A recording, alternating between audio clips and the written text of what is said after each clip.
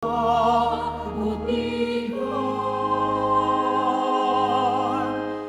ayon sa laki ng iyong habag, pawin ang aking kasamaan.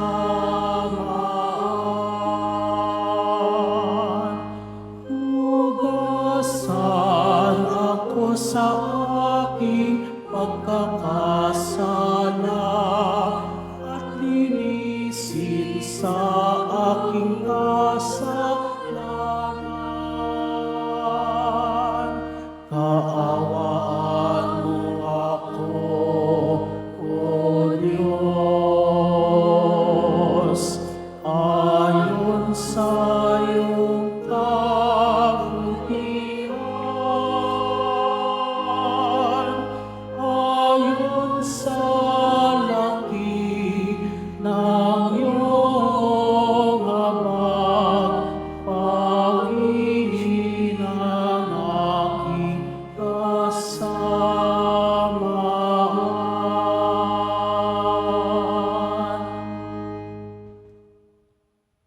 May kababaang loob at umaasa sa maawaing puso ng mahal na poong Jesus Nazareno. Simulan po natin ang ating pagdiriwang sa ngalan ng Ama at ng Anak at ng Espiritu Santo. Amen. Ang pagpapala ng ating Panginoong Hesukristo, ang pag-ibig ng Diyos Ama, at ang pagkaisa ng Espiritu Santo naway sumainyong lahat. At sumairin. Ngayong Miyerkules ng Abo, sinisimulan natin ang panahon ng Kwaresma bilang paghahanda sa misteryo ng Paskwa, ang pagpapakasakit, kamatayan, at muling pagkabuhay ni Jesus. Ang Kwaresma ay sinisimulan sa pamamagitan ng pagpapahid ng abo sa noo bilang tanda ng pagdadalamhati o pagsisisi sa mga nagawa nating kasalanan. Subalit, ang tandang ito ng pagsisisi ay dapat patunayan ng tapat na pagbabagong loob. Umaasa tayo sa kabutihan at awa ng Diyos sapagkat hindi natin ito magagawa sa sarili nating kakayahan lamang. Manalangin tayo. Ama naming makapangyarihan, ipagkaloob mong masimulan namin ngayon sa banal na pagkukusang magtiis ng kagutuman ang pakikipagtunggalian bilang mga kapanig ni Kristo sa aming pagsugpo sa mga salungat na pamumuhay sa Espiritu, maging amin nawang sandata ang pagtitimpi sa sarili. Sa pamamagitan ni Hesukristo kasama ng Espiritu Santo, magpasawalang hanggan. Amen. Magsiupo muna po ang lahat.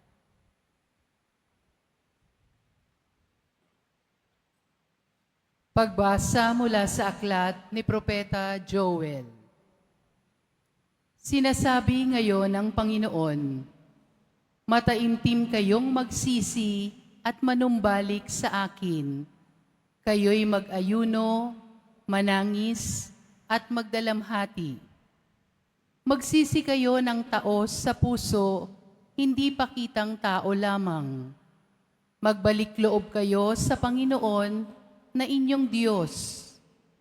Siya'y may magandang loob at puspos ng awa, mapagpahinuhod at tapat sa kanyang pangako, laging handang magpatawad at hindi magpaparusa. Maaring lingapin kayo ng Panginoon at bigyan ng masaganang ani. Kung magkagayon, mahahandugan natin siya ng haing butil at alak. Ang trumpeta ay hipa ninyo sa ibabaw ng bundok ng Siyon. Iutos ninyo na mag-ayuno ang lahat. Tawagin ninyo ang mga tao para sa isang banal na pagtitipon.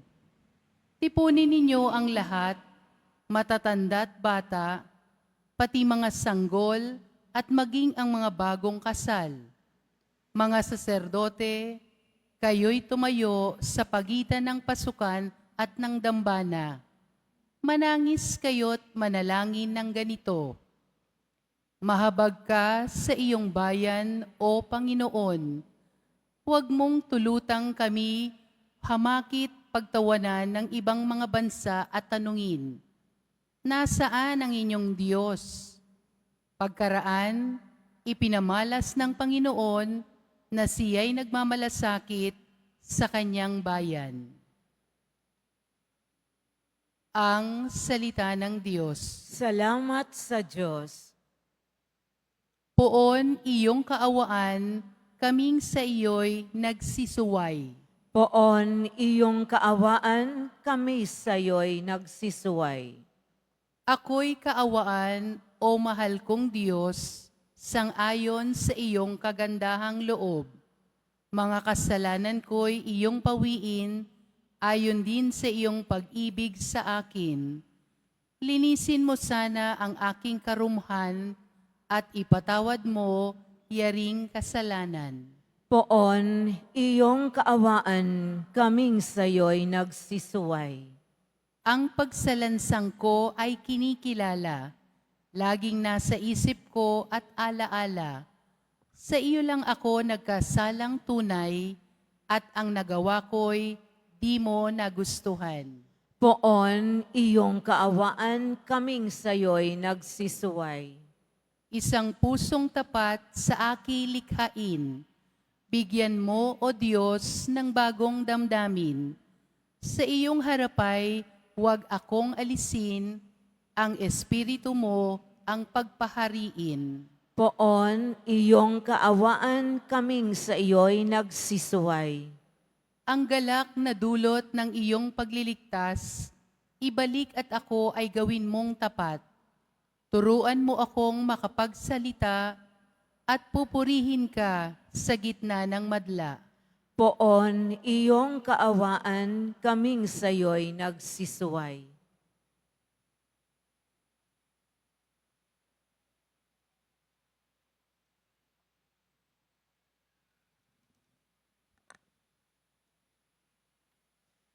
Pagbasa mula sa ikalawang sulat ni Apostol San Pablo sa mga taga-Korinto.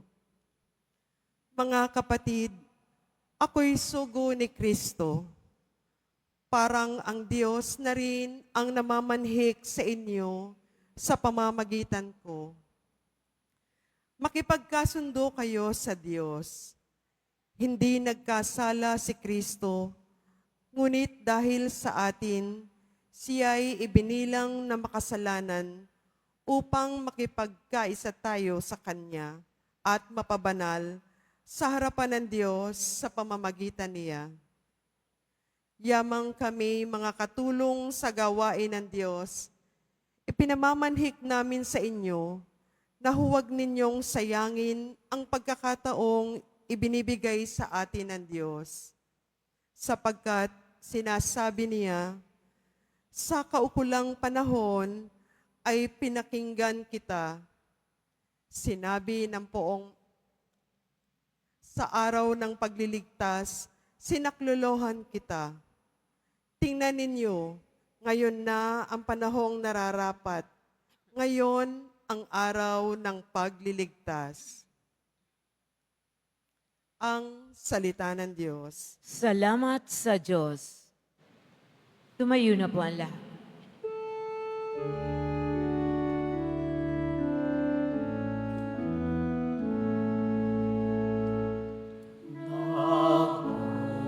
Nagpupuri kami sa'yo, Panginoong Jesucristo. Nagpupuri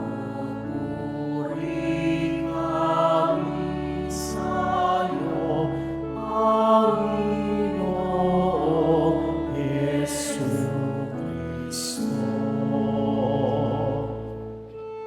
Kapag ngayon napakinggan ang tinig ng buong mahal, huwag na rin yung hadlangan, ang pag-asa sa katuparan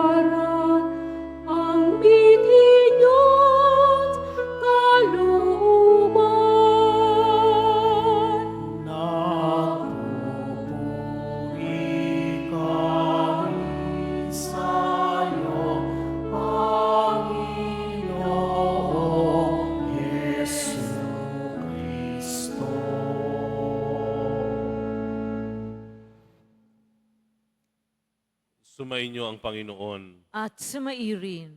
Ang mabuting balita ng Panginoon ayon kay San Mateo. Papuri sa iyo, Panginoon. Noong panahong iyon, sinabi ni Jesus sa kanyang mga alagad, pag-ingatan ninyo na huwag maging pakitang tao lamang ang paggawa ninyo ng mabuti. Kapag ganyan ang ginawa ninyo, wala kayong matatamong gantimpala buhat sa inyong amang nasa langit.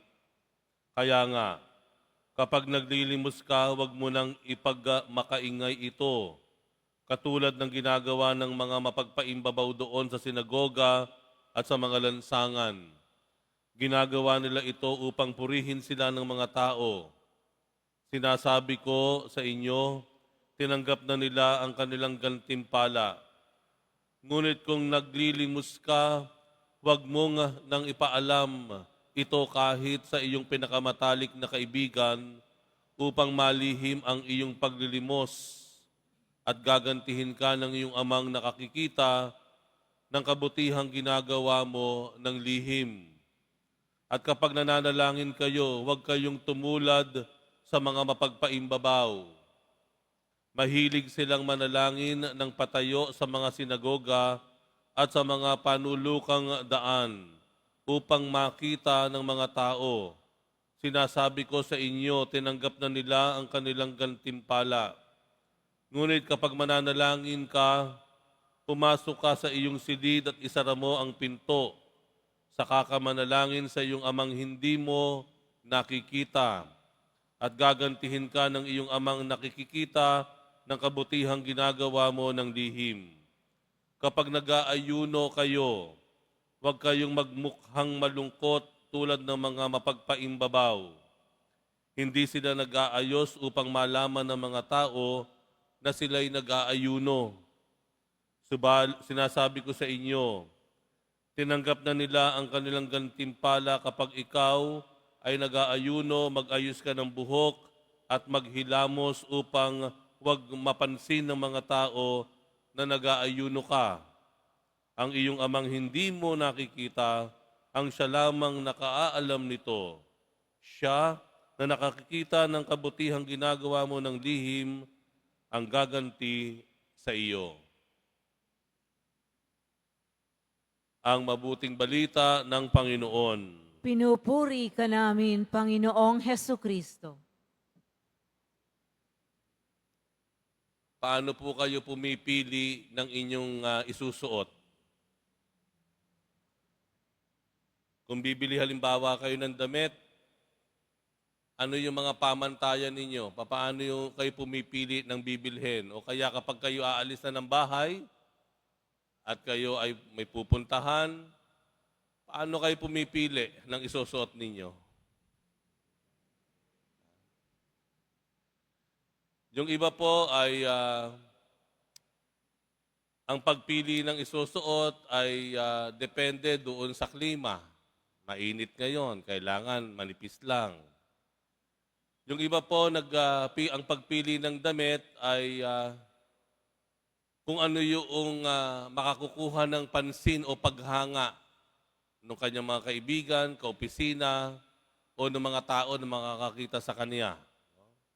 To please others. Minsan po, ang pagdamit po natin, pagpili ng damit ay depende po kung ano yung komportable tayo. Kung ano yung komportable tayo. Regardless kung anong design yan, basta kung ano yung komportable tayo. Yung iba po ay isang dahilan ay isusuot mo yung damit na akma doon sa kakausapin mo. Natutunan ko yan kay Father Rico Ayo.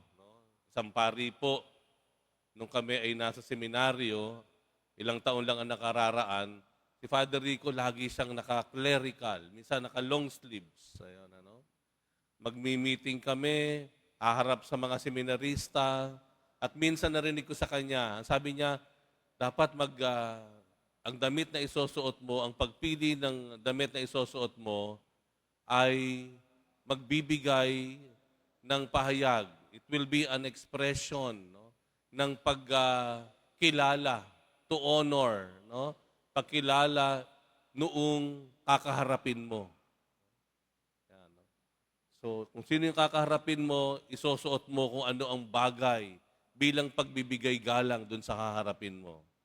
Ito marahil ang dahilan kung bakit yung journalist ng White House, no, sa Amerika, no, nung isang linggo ay nagtanong doon sa presidente ng Ukraine, no, na si Volodymyr Zelensky.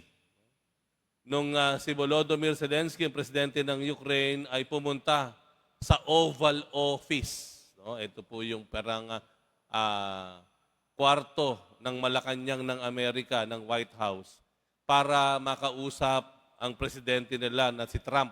Ano po? Andoon ang Vice President, ng Amerika, ng mga tataas na tao. Nandun si Trump, siyempre naka-Amerikana yan. Pero itong presidente ng Ukraine, naka-long sleeves, na mayroong 3 botones dito, walang collar. Ganun ang kanyang damit. Kaya yung journalist niya, nagtanong out of nowhere. In-address nung President Zelensky. Parang tinatanong na, wala ka bang Amerikana? Wala ka ba nung suit? Nakagaya nung sa amin. Humaharap ka sa presidente ng Amerika. Ayan, ano? Yan ay naging kontrobersyal. Ano po? Dahil yan ay naglumikha ng ingay all over the world. Kasi parang tila hinamak o pinahiya ang presidente ng Ukraine. In fact, parang napagtawanan pa nga siya. Kasi wala siyang, hindi akma yung suot niya doon sa kakaharapin niya na tao na mataas, kagaya ni President Trump. Ayan. Pero bakit nga ba si President Zelensky ay nakasuot nung long sleeve na iyon at hindi nakasuot? Bakit nga ba? Kung matatandaan po natin, nung magsimula na akupahan o atakihin ng Russia ang Ukraine, at nagsimula na ang digmaan sa dalawang bansang ito, si President Zelensky ng Ukraine ay nagsimula ng magsuot ng kagaya ng suot niya. Long sleeve na parang minsan ay panggera na. Naka-battle suit siya. So bakit nga kasuot ganun, nakaganoon ang suot ni President Zelensky? Kasi ito ay sumasagisag sa ipinaglalaban niya. Kalayaan at kapayapaan ng bansang Ukraine sa nangyayaring digmaan. Ang kanyang suot ay sumasalamin sa kanyang ipinaglalaban. Mga kapatid, I'm sure excited na kayong lagyan ng abo ang mga noo ninyo. I'm sure yan ang pinunta nyo rito. Napupuno bigla ang simbahan kapag Ash Wednesday. Para saan? Para dun sa abo na ilalagay sa noo. Pero ang tanong, why do we wear the ash on our foreheads? Bakit natin gustong ilagyan ng krus ng abo ang ating mga noo? Ito ba ay nakapapawi ng kasalanan natin? Kung gusto natin mapawi ang kasalanan, pumunta tayo ng sakramento ng kumpisal. Ito ba ay para maging in ka? Oy, ako meron din ako. Patingin nga ng krus sa iyo, ay ba't ganyan? Ang kalat-kalat. Ba't ganyan ang krus ng noo mo? Baliktad. Ay parang X yan. Di ba ganun ang mga tuksuhan natin minsan, ano? Ang pangit naman kay Father tayo, doon tayo pumila. Kasi maganda yung krus na nilalagay niya sa mga noo. Alam po ninyo, kung magkukrus po tayo ng abo sa noo, ito po dapat ay simbolo ng ating pakikipaglaban. Ulitin ko po, ang paglalagay ng krus sa noo, hindi po nakapapawi ng kasalanan yan. yan po ay sumasagisag, sumasalamin sa pakikipaglaban natin. Pakikipaglaban kanino? Sa ating sarili. Una, sa ating pride, sa ating yabang, kapalaluan natin. Pakikipaglaban yan sa ating mga hilig ng laman, layaw, extravagance, yung mapanuri, pakikipaglaban sa mga masamang gawi natin.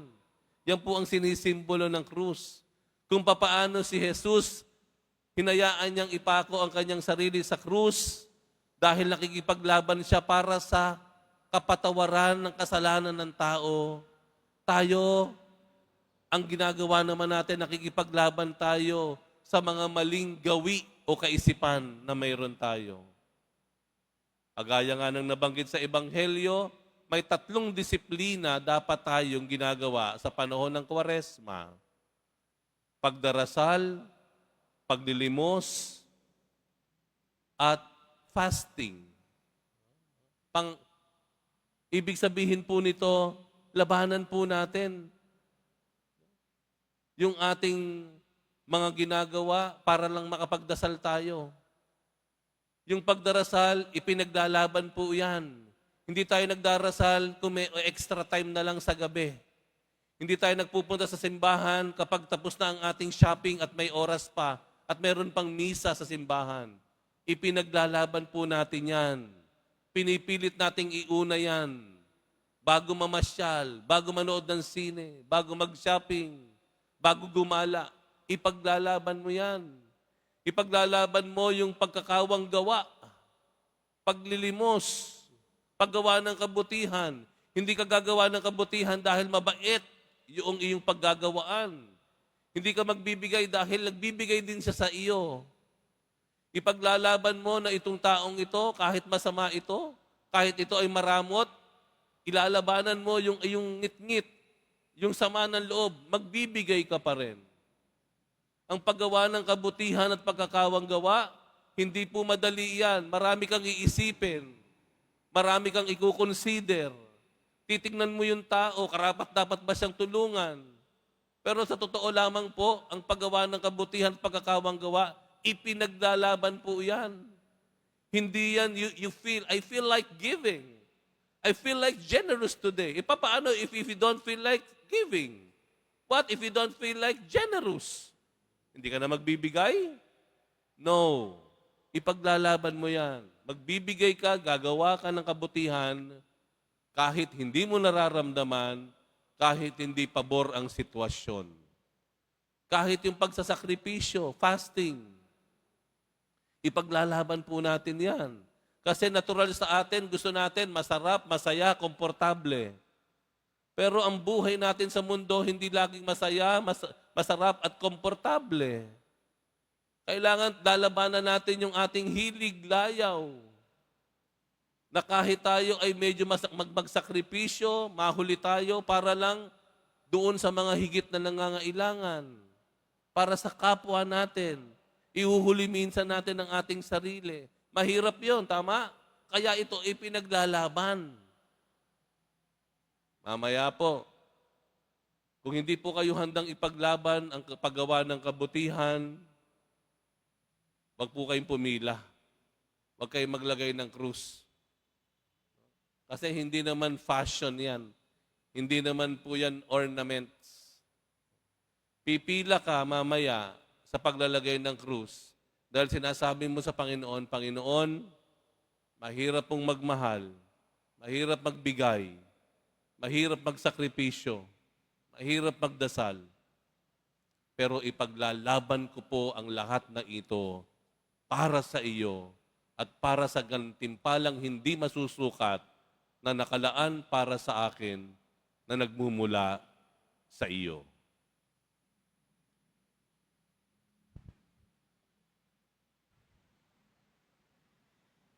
Sa paglalagay po ng abo, ito po ay ipapahid sa ating mga noo. Paunawa lamang po na ang mga nakaupo lamang sa pinakaunahan ng ating simbahan ang pipila lamang para malagyan ng pari ng abo sa kanilang noo upang hindi lubos na maantala ang pagdiriwang ng misa. Ang iba naman ay maaaring pumunta pagkatapos ng misa sa mga tent sa labas ng simbahan, sa BPI Quezon Boulevard, Plaza San Juan Bautista at Plaza Miranda. Ang ating mga lay ministers ang maglalagay ng abo. Panatilihin po natin ang pagpila ng maayos. Sundin po natin ang ating mga ihos o others. Minamahal na mga kapatid, manalangin tayo sa Amang May Kapal upang ang abong sa ulo natin ilalagay para ipahiwatig ang pagbabagong buhay ay marapatin niyang gawaran ng kanyang pagpapala at malaking pagmamahal. Ama naming mapagpatawad, kinukupkup mo at itinatampok ang umaamin sa kasalanan at ikinalulugod mo ang nagbabagong buhay. Dinggin mo kami at kupkupin sa pagkakaloob mo ng pagpapala bilang pagtatampok sa iyong mga lingkod na naglagay ng abo sa ulo. Sa pagganap ng 40 araw na paghahanda para sa Pasko ng Pagkabuhay, marapatin mong kami maging dalisay para sa pagdiriwang ng tagumpay ng iyong anak na siyang namamagitan kasama ng Espiritu Santo magpasawalang hanggan. Amen.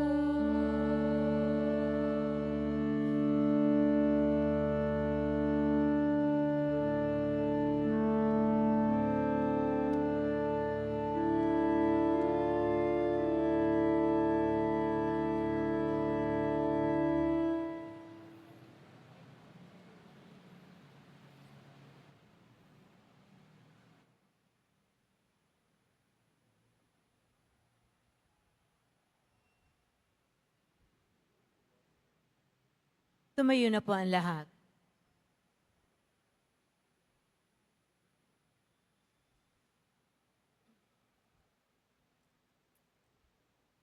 Minamahal ko mga kapatid, sa pasimula ng ating 40 araw ng paglalakbay ngayong panahon ng Kwaresma, kami dumudulog sa iyo, Ama, para sa biyaya ng buong pusong pagbabalik loob, pagsisisi at pagmamalasakit sa kapwa. Taglay ang matibay na pananampalataya, kami dumadalangin, Panginoon, dinggin mo kami. Panginoon, dinggin mo kami. Panginoon, tulungan mo kaming itakwil ang aming mga pagkukunwari. Itulot mong lumago kami sa pananampalataya at mamuhay na naaayon sa Ebanghelyo. Manalangin tayo. Panginoon, dinggin mo kami. Panginoon, tulungan mo kaming pakinggan ang tinig ng iyong anak na si Jesus, na nananaghoy sa mukha ng mga dukha, mga nagugutom, mga inaapi at pinagsasamantalahan. Manalangin tayo. Panginoon, dinggin mo kami.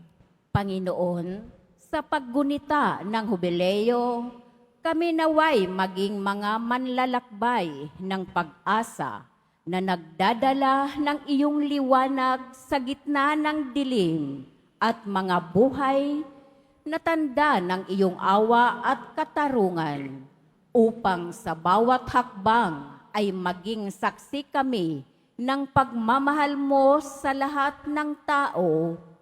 Manalangin tayo. Panginoon, dinggin mo kami. Panginoon, pagkalooban mo kami ng magpatawad na puso, pag-unawa at pagmamahal sa bawat isa. Manalangin tayo. Panginoon, dinggin mo kami. Panginoon, sa pamamagitan ng kapangyarihan ng krus ni Jesus, patuloyin mo nawa ang mga yumao naming kapatid sa buhay na walang hanggan. Manalangin tayo. Panginoon, dinggin mo kami. Sa ilang sandali ng katahimikan, ating ipanalangin ang iba pang mga pangangailangan ng ating pamayanan. Gayon din ang mga intensyon na inialay sa ating misa sa araw na ito, at isama rin natin ang ating mga pansariling kahilingan. Manalangin tayo. Panginoon, dinggin mo kami.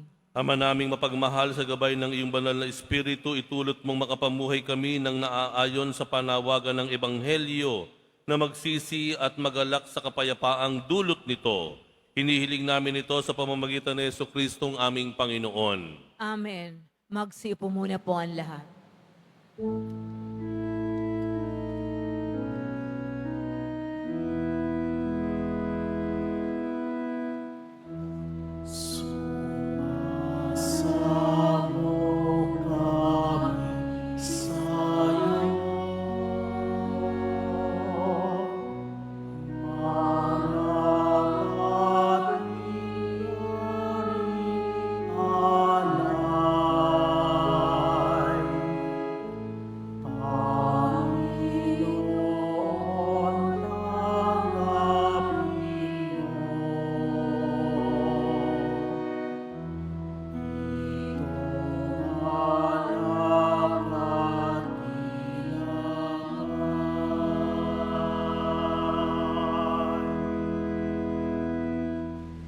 Tumayo po ang lahat. Manalangin kayo mga kapatid upang ang paghahain natin ay kalugdan ng Diyos sa mga makapangyarihan.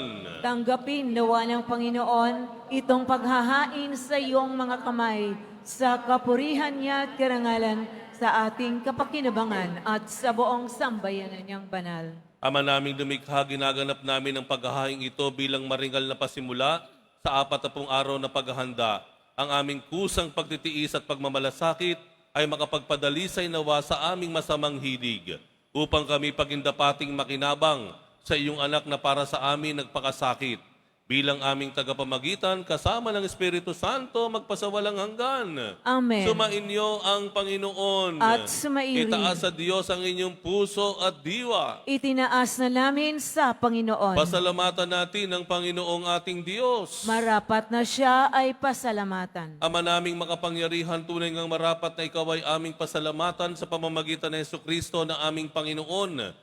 Sa aming kusang pagtitiis ng hirap, tinutulungan mong aming maitumpak ang kinamihas ng pagsalungat sa pananagutang iyong iniatas. Sa aming pagtulad sa anak mong mahal na nagpakasakit para sa tanan, ang pagsisikap namin iyong kinalulugdan at ang pagpapakabuti namin iyong ikinararangal. Kaya kaisa ng mga anghel na nagsisiabit ng papuri sa iyo nang walang humpay sa kalangitan, kami nagbubuni sa iyong kadakilaan. Santo, Santo, Santo, Panginoong Diyos ng mga hukbo, napupuno ang langit at lupa ng kadakilaan mo, o sana sa kaitaasan. Pinagpala ang naparirito sa ngalan ng Panginoon, o sana sa kaitaasan. Lumuhod po ang lahat. Ama naming banal, ikaw ang bukal ng tanang kabanalan, kaya't sa pamamagitan ng Espiritu, gawin mong banal ang kaloob na ito, upang para sa amin maging katawan at dugo ng aming Panginoong Hesukristo. Bago niya pinagtiis ang kusang loob na maging handog, hinawakan niya ang tinapay. Pinasalamatan kaniya, pinaghati-hati niya yon, iniabot sa kanyang mga alagad at sinabi, tanggapin ninyong lahat ito at kanin. Ito ang aking katawan na ihahandog para sa inyo.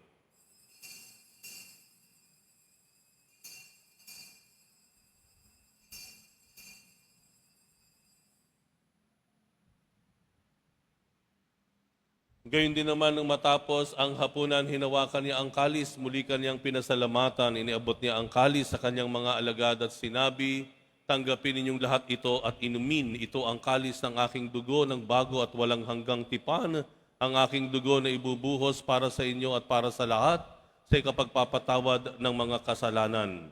Gawin ninyo ito sa pag-alala sa akin.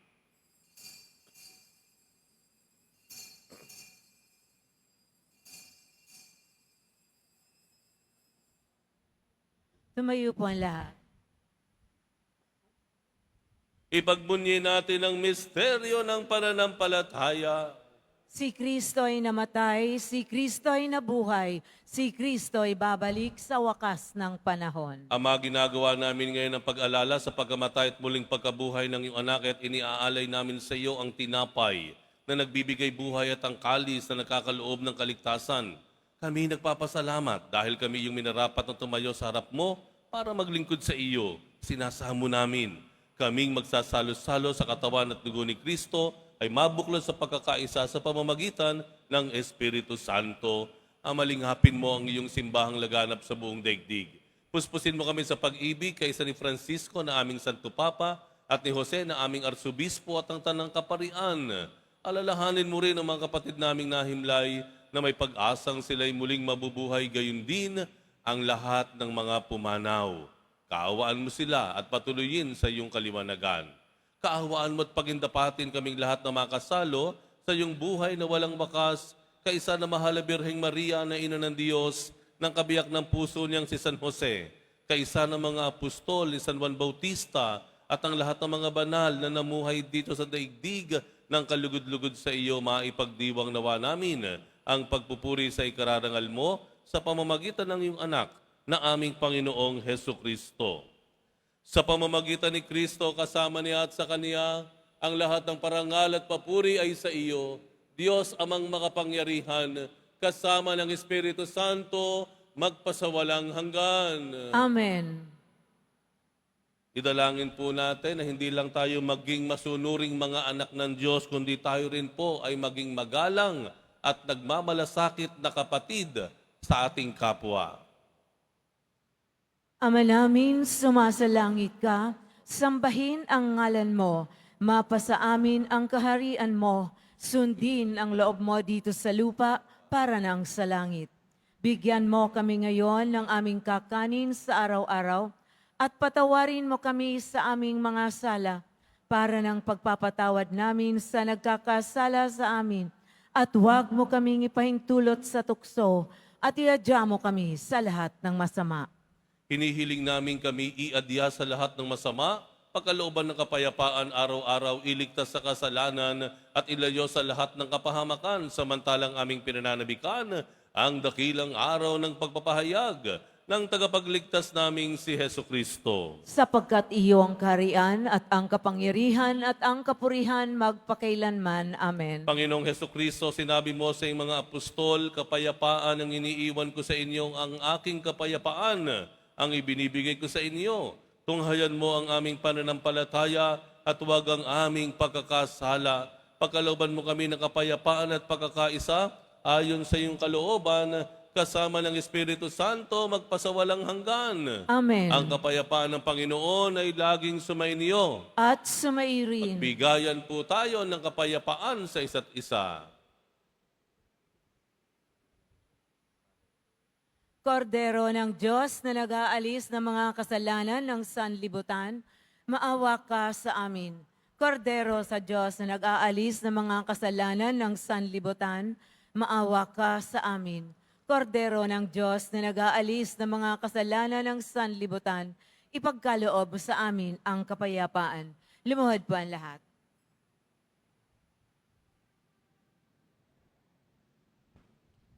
Ito ang kordero ng Diyos, ito ang nag-aalis ng kasalanan ng sanlibutan, mapalad ang mga inaanyayahan sa kanyang piging. Panginoon, hindi ako karapat-dapat na magpatuloy sa iyo, ngunit sa isang salita mo lamang ay gagaling na ako.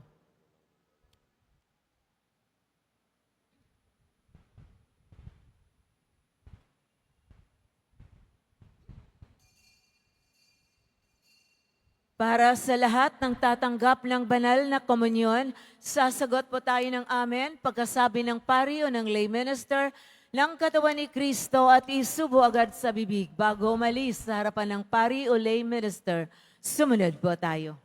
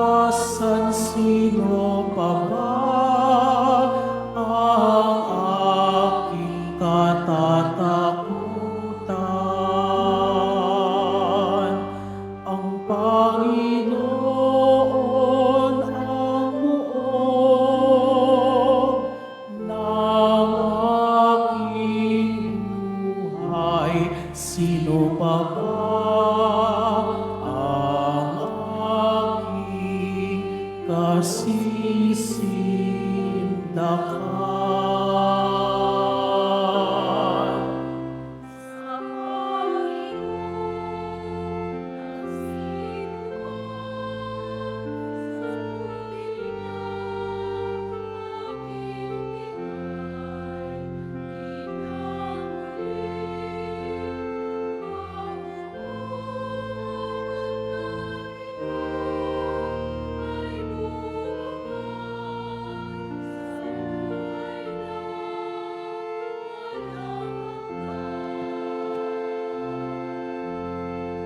Sa Panginoon ay isang bagay lang ang aking hinihiling.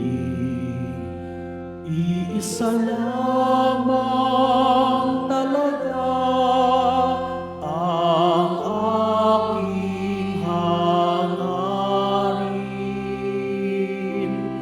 Ang tumira sa templo niya habang buhay upang kaganda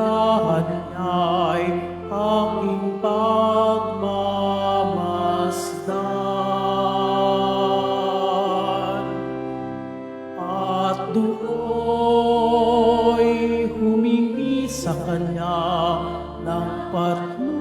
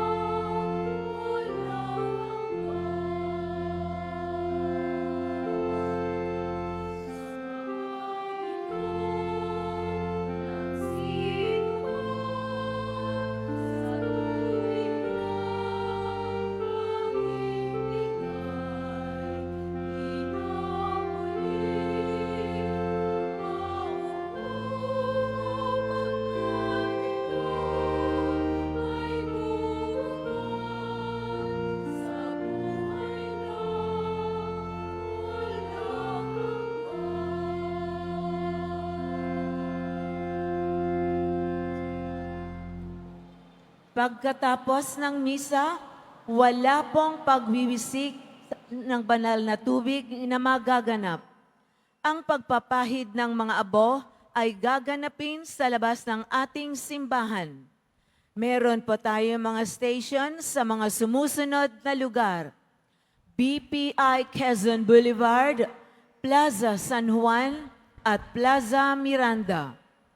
Pinakikiusapan ng lahat na ang tanging labasan o exit ay sa Quezon Boulevard at sa Plaza San Juan lamang. Iwasan po natin ang magtulakan. Sumunod po tayo. Maraming salamat po sa inyong pagdalaw at pagsisimba sa Basilica Menor at Pambansang Dambana ni Jesus Nazareno.